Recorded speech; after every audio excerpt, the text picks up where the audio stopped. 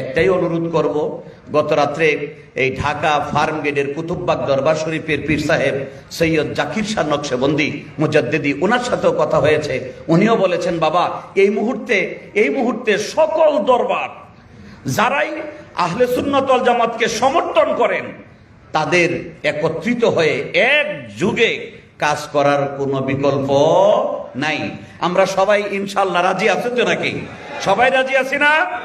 আজকের এই মাউলিদ সেলিব্রেশন শুধু রাজধানীতে না, সেই 50 বছর আগে ফিরে যেতে হবে।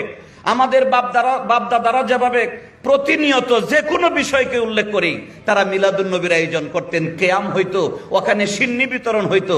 আজকে এগুলো ভুলে যাওয়ার কারণে আমাদের এই ক্ষতি, আমরা অন্ধকারে নিমজ্জিত হয়ে গেছি। আরেকটা দাবি জানাইতে চাই, মাজার যাদের পীর সাহেবরা হায়াতে আছেন, আলহামদুলিল্লাহ, বড় সৌভাগ্যবান আপনারা। উনি একদিন ইন্তেকাল গ্রহণ করবেন, তাকে এক জায়গায় দাফন করা হবে। যাকে ওলি আল্লাহদেরকে যেখানে দাফন করা হয় এইটাই তো মাজার নাকি? এইটাই মাজার। মাজার যদি কেবলাকে পিছনে রেখে মাজারকে সামনে রেখে জুতো খুলে জিয়ারত করতে হয়, তাহলে মাজারের একটা পবিত্রতা আছে না নাই? ইমামে আজম আবু হানিফা রহমতুল্লাহ আলাই, উনি ওনার পীর সাহেব হযরত ইমাম বাকেরের কথা বলেছেন। অসংখ্য দলিল এখানে যারা আসছেন, আমি বলবো যে প্রায় 95% বেশি আলিম ওলামা, বক্তা, শিক্ষক, দার্শনিক ইত্যাদি, অন্য লোক কম আছেন। সব জায়গায় মাজারের পবিত্রতা, মাজারের গ্রহণযোগ্যতা আছে। অথচ আমার এই বাংলাদেশে আমার চাচার মাজার ভাঙ্গে, আর আমি ফিট দেখই যে আল্লাহ তো বাঁচাইছে, আমার বাপেরটা তো আর ভাঙ্গে নেই। আসেন, এখনো সময় আছে।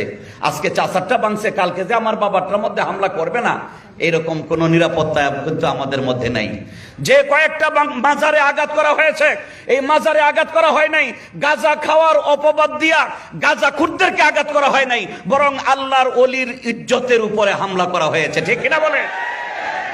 প্রত্যেকটা মাজার যেগুলো ভেঙেছে, যারা ভেঙেছে এদেরকে ধরতে হবে, আইনের আওতায় এনে উপযুক্ত শাস্তি প্রদান করতে হবে, এবং এদের দ্বারাই ওই সমস্ত মাজারের পুনর্নির্মাণের কাজ যদি করে দেওয়া হয়, তাহলেই একমাত্র এই বাংলার জমিনে আহলে সুন্নাত ওয়াল জামাত তথা প্রত্যেকটা দরবারের সব কয়জন আশেক প্রেমিক পাগলরা শান্তি লাভ করবে। তাছাড়া কিন্তু শান্তি আসতে, আল্লাহ পাক যেন আমাদের সকলের এই ইমানের যে ঘুমন্ত সত্তা, এটাকে যেন জাগরিত করে দেন। সকলেই বলি আমিন।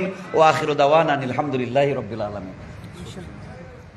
মাশাআল্লাহ, জাযাকাল্লাহ।